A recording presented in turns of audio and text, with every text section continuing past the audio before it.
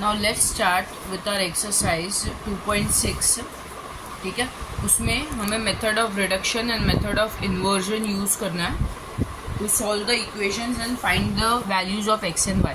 हमें इक्वेशंस दिए हुए एक्स प्लस 2y या x plus y plus z ऐसे कुछ, तो या 2 वेरिएबल्स के या 3 वेरिएबल्स के. ठीक है, क्वेश्चन नंबर 1 में क्या है? Method of inversion. Question number 2 में है मेथड ऑफ रिडक्शन. राइट, अभी क्वेश्चन नंबर 1 देखोगे, उसमें फर्स्ट और सेकंड जो है उसमें दो इक्वेशंस हैं. ठीक है, एंड 2 वेरिएबल्स है, 2 अननोन वेरिएबल्स एक्स और वाई. ठीक है, जब भी दो वेरिएबल्स रहेंगे और 2 इक्वेशंस रहेंगे, ठीक है, तभी 2x2 का मैट्रिक्स बनेगा. अब ऐसे इक्वेशंस वाले फॉर्म के लिए हम a into x is equal to b, ये एक फॉर्मेट यूज़ करते हैं. a क्या होता है? हमारा कोएफिशिएंट मैट्रिक्स.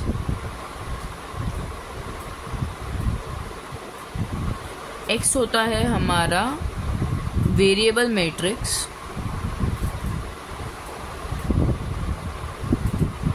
एंड b होता है हमारा जो कांस्टेंट, जो राइट हैंड साइड पे दिया रहता है, वो इज इक्वल टू के ये साइड कांस्टेंट मैट्रिक्स. ठीक है, अब क्वेश्चन नंबर 1 में फर्स्ट वन देखो, x plus 2y is equal to 2, 2x plus 3y is equal to 3. ठीक है, x और y 2 वेरिएबल्स है, इधर क्या है? 1 है. ठीक है, तो 1 और 2 और 3 और x और y ऐसे लिखेंगे is equal to 2 and 3. Got it? ये हमारा है कोएफिशिएंट मैट्रिक्स, ये हमारा है वेरिएबल मैट्रिक्स, ये हमारा है कांस्टेंट मैट्रिक्स. फर्स्ट इक्वेशन का ऊपर फर्स्ट रो में लिखो, सेकंड इक्वेशन की कोएफिशिएंट सेकंड रो में लिखो. एक्स और वाई 2 वेरिएबल्स है, उसको ऐसे कॉलम फॉर्मेट में लिखो. और लास्ट में एक और मैट्रिक्स जिसमें कांस्टेंट्स आएंगे, वो भी ऐसे कॉलम फॉर्मेट में. ठीक है, ये एक 2x2 मैट्रिक्स है, ये एक 2x1 मैट्रिक्स है. इन दोनों को मल्टीप्लाई किया तो ये और ये सेम है ना, तो मल्टीप्लाई कर सकते हैं और जो रिजल्टिंग मैट्रिक्स होगा वो 2x1 होगा. That is this. बराबर. अब इसे हमें सॉल्व करना है by method of what? Inversion. Method of inversion कैसे होगा? अब हमारे पास ये a x is equal to B है ना. ठीक है, इन्वर्जन मतलब इन्वर्स यूज़ करके कर रहे हैं ना, तो क्या करो? Pre multiply, not multiply, pre multiply with inverse, with a inverse. तो क्या आ जाएगा? दोनों साइड a इन्वर्स पहले मल्टीप्लाई हो जाएगा. ठीक है, a इन्वर्स से इंटू a क्या हो जाता है? I into x is equal to A inverse into B. ठीक है, और एक्स आई इंटू एक्स क्या हो जाता है? X is equal to A inverse into B. तो हमें एक्स कैसे मिलेगा? A inverse into B. ये सॉल्व करो. Got it? ए इनवर्स कैसे फाइंड करते हैं वो तो हमें आता है. ए जो मैट्रिक्स है उसका इनवर्स फाइंड करना है. You can use any method to find A inverse. Row transformation भी यूज़ कर सकते हो, कॉलम ट्रांसफॉर्मेशन भी यूज़ कर सकते हो, एडजॉइंट मेथड भी यूज़ कर सकते हो. ठीक है, I will be doing adjoint method. मैं चाहूँगी जो हमें ए दिया हुआ है, ए क्या है हमारा? 1 2 2 3. Find A inverse for this using adjoint method. मैं डायरेक्टली अभी आंसर लिख रही हूँ ए इनवर्स का, बट आप खुद से सॉल्व करना है ए इनवर्स. ठीक है, सो ए इनवर्स आपने अगर सॉल्व किया होगा आपको मिला होगा -3 2 2 -1. रीचेक करो यहाँ से. अब x क्या है? ए इनवर्स इंटू बी ना, तो -3 2 2 -1 इंटू वॉट? बी. बी क्या है हमारा? ये 2 3. x is equal to -3 into 2 -6 plus 2 into 3 plus 6. 2 into 2 4 plus -1 into 3 -3. तो x हमारा क्या आ गया? x एक्चुअल में है क्या? x और y ना, ए एक्स इंटू बी. तो ये हमारा a मैट्रिक्स है, ये x मैट्रिक्स है, ये b मैट्रिक्स है. X Y is equal to -6 plus 6 0 4 -3 1. तो by equality of matrices corresponding element same होता है। x is equal to 0 and y is equal to 1। Got it? ये मेन तो ये था कि इसमें हमें ए इनवर्स यूज़ करना है, ये वाला पार्ट, कि जब इक्वेशंस दिया रहेगा और पूछा रहेगा मेथड ऑफ इन्वर्जन, तो इन्वर्जन मतलब हमें इन्वर्स को यूटिलाइज करना है। तो क्या करेंगे? प्री मल्टीप्लाई विथ ए। अब हमने पोस्ट मल्टीप्लाई क्यों नहीं किया? ऐसा क्यों नहीं किया कि A X into A inverse is equal to B A inverse, ऐसा क्यों नहीं किया? X into A inverse is equal to B into A inverse, X into I, ऐसा क्यों नहीं किया? क्योंकि बी का हमारे पास वो क्या था, ये तो होगा ही नहीं। बी का हमारे पास 2 3, इसका ऑर्डर क्या था? 2 इंटू 1। ठीक है। ए इनवर्स जो हमें मिलेगा, ए 2/2 ऑर्डर का था, तो ए इनवर्स भी 2/2 ऑर्डर का रहेगा।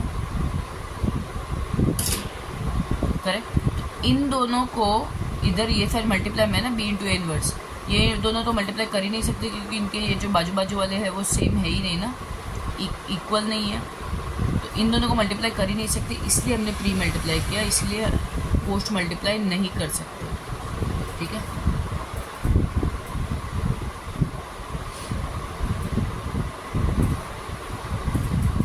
नेक्स्ट हम सॉल्व करते हैं सेकेंड सम,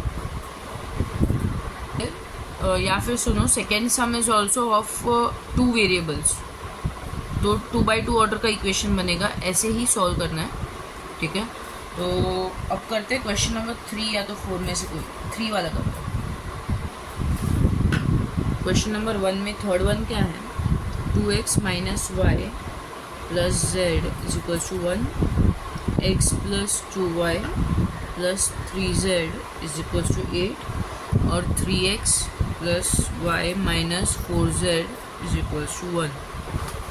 ठीक है। तो फर्स्ट मैट्रिक्स का 2 जो कोएफिशिएंट्स है वो 2 -1 1 फर्स्ट रो में आ जाएगा, फिर 1 2 3 3 1 -4, ये हमने सारे के कोएफिशिएंट लिख दिए। अब उनके वेरिएबल्स x, y और z, फिर उनके कांस्टेंट्स 1 8 और 1 1 8 और 1। ठीक है। ये है हमारा a into x is equal to B. Correct. A matrix जो है वो हमारा कोएफिशिएंट मैट्रिक्स है, एक्स मैट्रिक्स है जो वो है हमारा वेरिएबल मैट्रिक्स, और बी जो है हमारा वो कांस्टेंट मैट्रिक्स। अब हमें इन्वर्जन मेथड में क्या यूज़ करना है? ए इन्वर्स यूज़ करना है। तो pre multiply with A inverse into A into X, ये वाली साइड को ए इन्वर्स से मल्टीप्लाई किया is equal to A inverse into B. A inverse into A क्या हो जाएगा? I into x is equals to A inverse into B. I into X क्या हो जाएगा? X is equal to A inverse into B. ठीक है। इसके लिए एक्स फाइंड करने के लिए हमें क्या फाइंड करना पड़ेगा? ए इन्वर्स, फिर उसको मल्टीप्लाई करेंगे बी से। हमारे पास ए क्या है? 2 - 1 1 1 2 3 3 1 -4। ठीक है। ए इन्वर्स कोई भी मेथड से ए इन्वर्स फाइंड करो। I would suggest adjoint method. Adjoint method अभी अगर तुम्हें नहीं आ रहा, ठीक है, तो प्रीवियस वीडियो जो एडजॉइंट मेथड वाला वीडियो था वो जाके देखो कि वो बहुत ज़्यादा इंपॉर्टेंट है। ठीक है। तो I directly do this, I won't solve it in front of you. आपको खुद से करना है, आप रीचेक कर लेना एडजॉइंट मेथड से। आपने ए इन्वर्स फाइंड किया होगा तो आपको ए इन्वर्स मिलेगा 11/40 3/40 1/8 -13/40 11/40 1/8 1/8 1/8 एंड -1/8। ठीक है। तो अब अगर मुझे ये सिंप्लीफाई थोड़ा करना हो तो मैं 40 नीचे से कॉमन ले सकती हूँ, बट यहाँ पे तो 40 है ही नहीं, 8 है। तो अगर मैं multiplying numerator and denominator into 5 कर दूँ तो नीचे 40 बन जाएगा, यहाँ पे भी वैसे ही।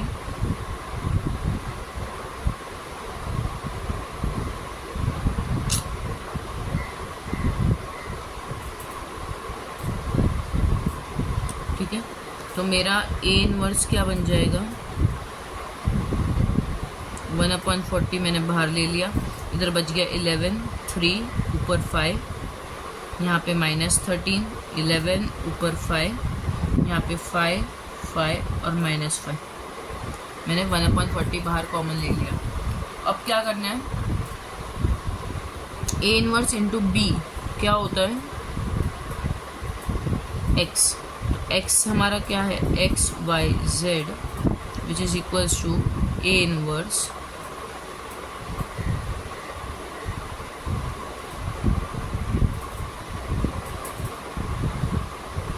Into X Y Z, correct, sorry B B B B क्या है हमारा 181, तो X Y Z is equal to, ये 3/3 मैट्रिक्स है, ये 3/1 मैट्रिक्स है, रिजल्टिंग मैट्रिक्स होगा वो 3/1 होगा, तो 11 1 जा 11 प्लस 8 3 जा 24 प्लस 5 1 जा 5, -13 1 जा -13, 11 8 जा 88, 5 1 जा 5, 5 1 जा 5, 5 8 जा 40, -5 into 1 -5, ठीक है, X Y Z is equal to 1/40 into 24 plus 11 plus 5 29, 39 40, -13 plus 88 88 -5 5 7 75 plus 5 80 40, ठीक है, अब अंदर डिवाइड हो रहा है 40, तो X Y Z is equal to अंदर 40 डिवाइड कर देते तो क्या आ जाएगा, 40 divide by 40 1, 80 divide by 40 2, 40 divide by 40 1, तो by equality of matrices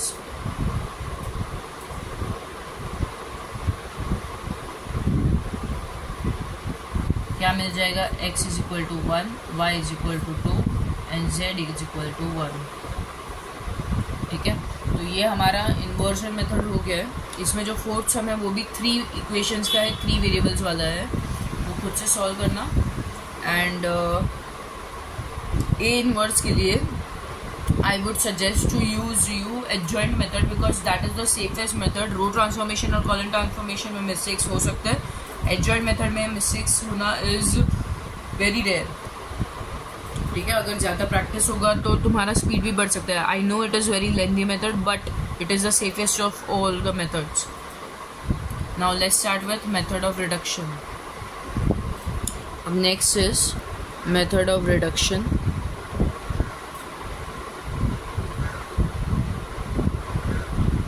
method of reduction में क्या करना है, वैसे इक्वेशंस दिए रहेंगे, अगर 2/2 मैट्रिक्स होगा तो इसे पहले 1 बनाओ और इसे 0 बनाओ, ठीक है, सिर्फ इतना करो। और अगर 3/3 मैट्रिक्स होगा तो इसे 1 बनाओ, इसे 0 बनाओ, इसे 0 बनाओ, इसे 0 बनाओ, ठीक है। मतलब सेकेंड, या फिर ऐसा कर सकते हो कि इन दोनों को 0 बना सकते हो, या फिर इन दोनों को, मतलब थर्ड लाइन में या तो 2 0 होने चाहिए या तो सेकेंड लाइन में 2 0 होने चाहिए कंपलसरी, ठीक है, या तो थर्ड लाइन में 2 0 होने चाहिए या तो सेकेंड लाइन में 2 0 होने चाहिए। Got it. Method of reduction में यही करना है। अब एक एक सम करते हैं। क्वेश्चन नंबर 2 जो है वो हमारा मेथड ऑफ रिडक्शन वाला है, उसमें फर्स्ट एंड सेकेंड उसमें दो वेरिएबल्स वाले इक्वेशंस हैं, तो उसमें से I will do any one and third और फोर्थ में से I will do any one. अब क्वेश्चन नंबर 2 में I will do second and third sum. Second क्या है, 3x minus Y is equal to 1, 4x plus Y is equal to 6। तो इसको matrix form में कैसे लिखेंगे, ax is equal to b ना, तो जो कोएफिशिएंट है 3 और यहाँ पे -1, फिर 4 और 1, उसका एक मैट्रिक्स बन जाएगा।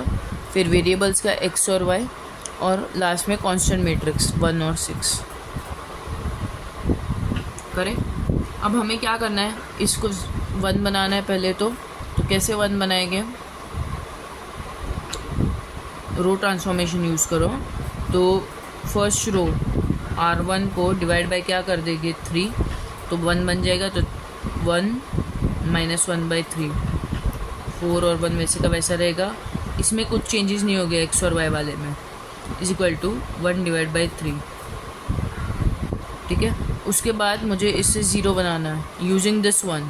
कैसे बनाओगी, R2 माइनस 4 लेस करना है, तो 4 इधर, R1 4 1 जा 4 ना, तो 1 माइनस 1/3, 4 माइनस 4 इंटू 1 तो 0, और 1 माइनस 4 इंटू माइनस 1/3, तो 1 माइनस माइनस प्लस 4/3, 3 प्लस 4 7/3। इसमें कुछ चेंजेस नहीं करना है वेरिएबल मैट्रिक्स में, इज इक्वल टू R2 में चेंजेस हो रहा है, तो 6 माइनस 4 इंटू R1 1/3, 6 माइनस 4/3, 6 3 ज़ा 18 माइनस 4/3, 18 माइनस 4 14/3। ठीक है, अब ये 1 बन गया, ये 0 बन गया। अब क्या करना है, फर्स्ट रो फर्स्ट कॉलम, तो 1x minus 1/3y is equal to what 1/3। ठीक है, एंड 0x प्लस 7/3y, ये इसके साथ, फिर ये इसके साथ, 7/3y इज इक्वल टू 14/3। ठीक है, 0x क्या बन जाएगा,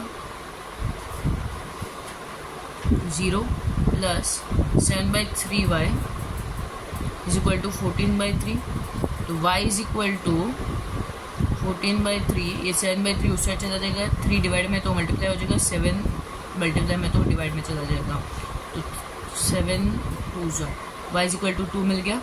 अब मैं ये इक्वेशन में y पुट कर दूँगी, तो 1x minus 1/3 into 2 is equal to 1/3। ठीक है, तो x इज इक्वल्स टू, या फिर x minus 2/3 is equal to 1/3, x is equals to 1/3 minus 2/3 से चला जाए तो 2 प्लस 3, तो इज इक्वल्स टू, यहाँ पे डिनोमिनेटर सेम है तो 1 प्लस 2/3, तो x is equal to 3/3, x is equal to 1, दोनों वैल्यूज मिल गए। ठीक है, ये है मेथड ऑफ रिडक्शन। क्या किया मैंने, फर्स्ट इसको 1 बनाओ, फिर इसको 0 बनाओ। ठीक है, अब 3/3 वाला करते हैं, 3/3 ऑर्डर वाला। ठीक है, फॉर मेथड ऑफ रिडक्शन। और ये मैंने ऐसा क्यों किया, क्योंकि जब मैं इसको 0 बना दूंगी तो जब ये पूरे से मल्टीप्लाई होगा तो एक 0x हो जाएगा, इसलिए हमें एक वेरिएबल की वैल्यू मिल जाएगी ना। फिर वही वेरिएबल की वैल्यू जब मिल जाएगी वो हम दूसरे इक्वेशन में सब्स्टिट्यूट कर देंगे, तो हमें वो x भी मिल जाएगा, राइट। तो दिस इज़ वेरी सिंपल। अब थर्ड सम करते हैं, 3/3 ऑर्डर वाला, x plus 2y plus z is equals to 8, 2x plus 3y minus z is equals to 11, 3x minus y minus 2z is equal to 5। ठीक है, तो coefficients क्या है, 1 2 1 2 3 minus 1 3 minus 1 minus 2 3 minus 1 minus 2। यह हमारा क्या बन गया, कोएफिशिएंट मैट्रिक्स, फिर वेरिएबल मैट्रिक्स, एंड फिर कांस्टेंट मैट्रिक्स 8 11 5। ठीक है, ये बहुत ही नेसेसरी है कि आपने जो फर्स्ट मैट्रिक्स मतलब जो फर्स्ट इक्वेशन पहले लिखी है उसका ही पहले में डालो और उसका ही इधर कांस्टेंट पहले में डालो।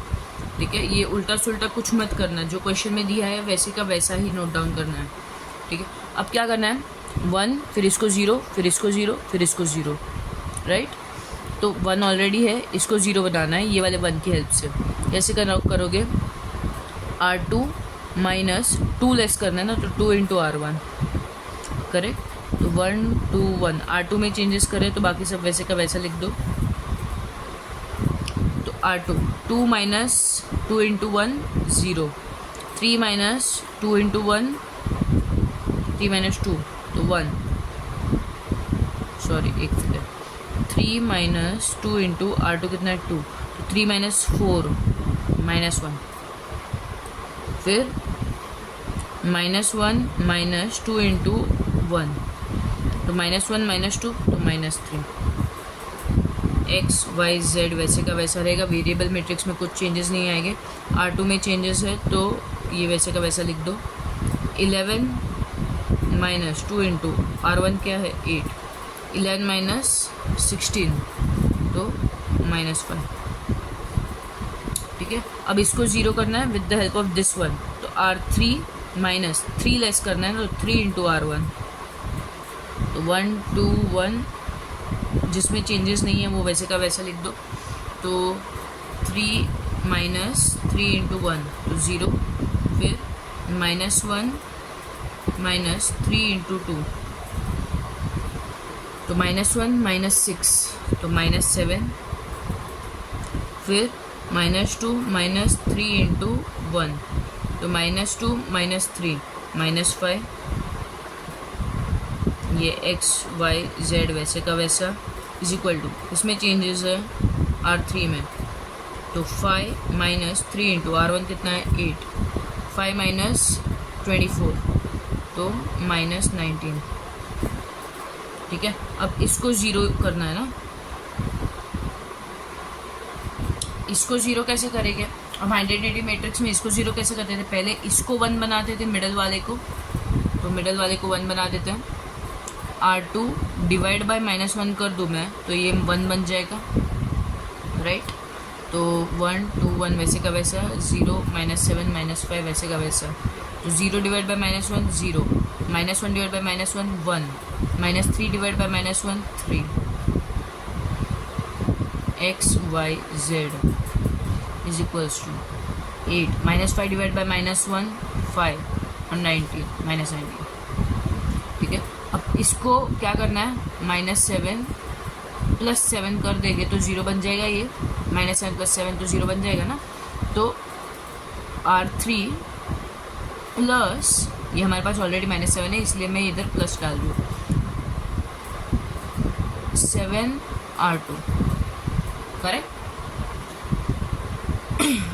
R3 + 7 R2 मतलब -7 + 7 इंटू 1, बराबर ना।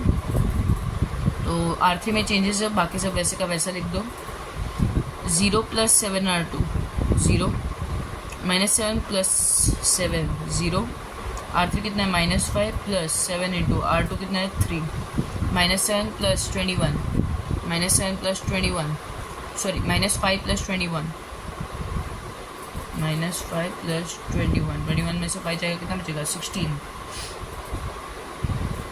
उधर एक्स वाई जेड, यहाँ पे भी R3 में चेंजेस है, बाकी का वैसा का वैसा, -19 + 7 इंटू R2 कितना है 5, तो -19 + 35 और 15 - 9 6 3 - 1 2 1 16, ठीक है।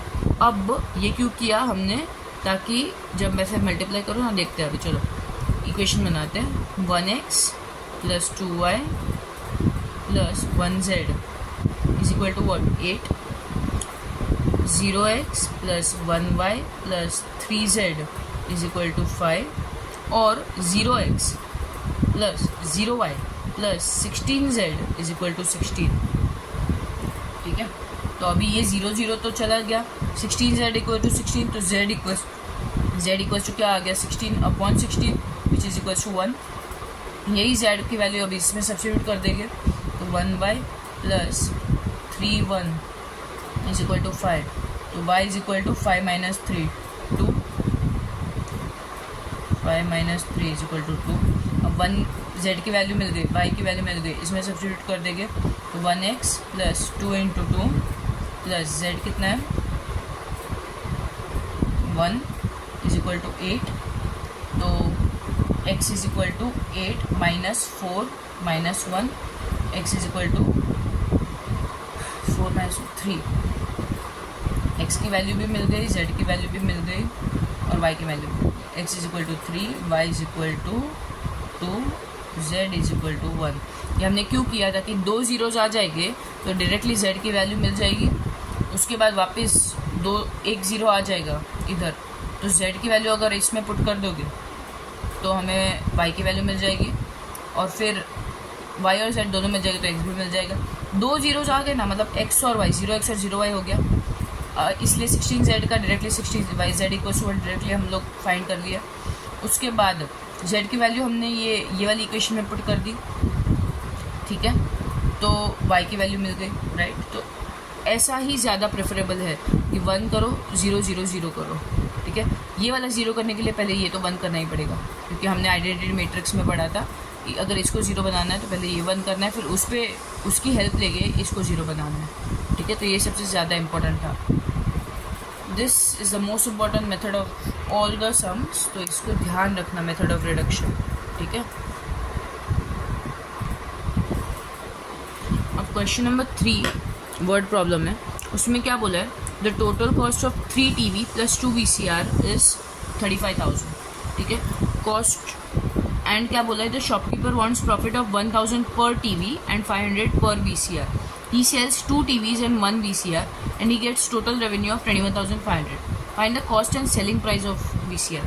अब हमें प्रॉफिट वाला पार्ट दिया हुआ है, कॉस्ट प्लस प्रॉफिट करेंगे तो क्या मिल जाएगा, सेलिंग प्राइस मिल जाएगा, मतलब जितना कॉस्ट लगा उसमें अपना प्रॉफिट मार्जिन डाला वो, तो is equal to selling price मिल जाएगा। कॉस्ट ऑफ टीवी को पकड़ लो x, कॉस्ट ऑफ VCR को पकड़ लो y, ठीक है। कॉस्ट ऑफ 1 TV और 1 VCR। अब 3 TV एंड 2 VCR का टोटल कॉस्ट इज 35,000, तो 3 TV तो 3x प्लस 2 VCR तो 2y is equal to what, 35,000। ये हमें एक इक्वेशन तो ऑलरेडी मिल गया। अब क्या है, प्रॉफिट वाला पार्ट दिया है ना, और सेल कितना किया वो दिया है, ठीक है। कितने सेल किया है, जो सेलिंग प्राइस रहेगी वो एक टीवी की वो कितनी रहेगी, x प्लस प्रॉफिट जो जितना लगा है वो, और कितने सेल किए total TV 2, total cost of 1 TV plus उसमें प्रॉफिट मार्जिन लगाया 1,000 रुपीज़, और कितने सेल किए 2, इसलिए इतना हमारा क्या होगा, सेल्स ऑफ टीवी प्लस 500 पर VCR, और कितने VCR सेल किए, एक ही VCR सेल किया, तो y प्लस 500 और एक ही VCR सेल किया इसलिए into 1 is equal to total उसको कितना पैसा मिला ये पूरा सेल करके, रेवेन्यू 21,500, ठीक है। हमें एक इक्वेशन ऑलरेडी मिल चुकी है, दूसरी इक्वेशन ढूंढनी है, तो 2x plus 2,000 plus 1y plus 500 is equal to 21,500, तो 2x plus 1y is equal to 21,500 minus 2,000 minus 500, तो 2x plus y is equal to 21,500 minus 2,000 minus 500, कितना मिल जाएगा, 19,000। ये हमें दूसरी इक्वेशन भी मिल गए। अब ये दोनों इक्वेशन को कैसे सॉल्व करेंगे, मेथड ऑफ रिडक्शन से भी सॉल्व कर सकते हैं, मेथड ऑफ इन्वर्शन से भी सॉल्व कर सकते हैं। क्या मैट्रिक्स बनेगा, 3 2 2 1 3 2 2 1, फिर x और y, और जो कॉन्स्टेंट्स है वो क्या है हमारे, 35,000 और 19,000। सिंपल है ना, ये खुद से सॉल्व करना। तो x और y मिल जाएगा, वो क्या होगा, कॉस्ट ऑफ 1 TV और कॉस्ट ऑफ 1 VCR। हमें और भी फाइंड करना है कि सेलिंग प्राइस कैसे मिलेगा, जो कॉस्ट मिला होगा उसमें 1,000 ऐड कर दो ऑफ टीवी में, तो सेलिंग प्राइस ऑफ टीवी मिल जाएगा, और जो y मिला होगा उसमें 500 ऐड कर दो तो सेलिंग प्राइस ऑफ VCR मिल जाएगा, ठीक है। अब क्वेश्चन नंबर 4 करते हैं, last question of this chapter. उसमें ऑलरेडी क्या बोला है, sum of cost of 1 economic book, 1 corporation book and 1 account book, ठीक है। 1 इको बुक, 1 कॉर्पोरेशन बुक और 1 अकाउंट बुक। उस 1 इको बुक को x ले लो, 1 कॉर्पोरेशन बुक के कॉस्ट को y ले लो, 1 अकाउंट बुक के कॉस्ट को z ले लो। अब क्या बोला है, sum of cost of 1 economic book, 1 corporation book and 1 account book, तो 1x plus 1y plus 1z is equal to what, 420। Next is total cost of 1 economic book of an economic book ना, मतलब 1x plus 2 corporation book मतलब 2y plus an account book मतलब 1z is equal to what 480 और फिर total cost of an economic book मतलब 1x प्लस 3 cooperation book मतलब 3y and 2 account book 2z is equal to what 600। ये 3 equations मिल गई। Find the cost of each book. We have to find X Y Z. Method of reduction use करो या inversion use करो, कुछ भी चलेगा। 3 इक्वेशंस ऑलरेडी मिल गई। तो मेट्राइसिस क्या बन जाएंगे 1 1 1 1 2 1 1 3 2 और यहाँ पे X Y Z is equal to constant matrix 420 480 600। ठीक है, हमें सिर्फ एक्स वाई जेड फाइंड करना है, एकदम सिंपल है। कुछ भी डाउट रहेगा तो क्लास में पूछना। So this chapter is officially over. Method of inversion और रिडक्शन दोनों यूज़ करके बना सकते हो। ठीक है, थैंक यू सो मच।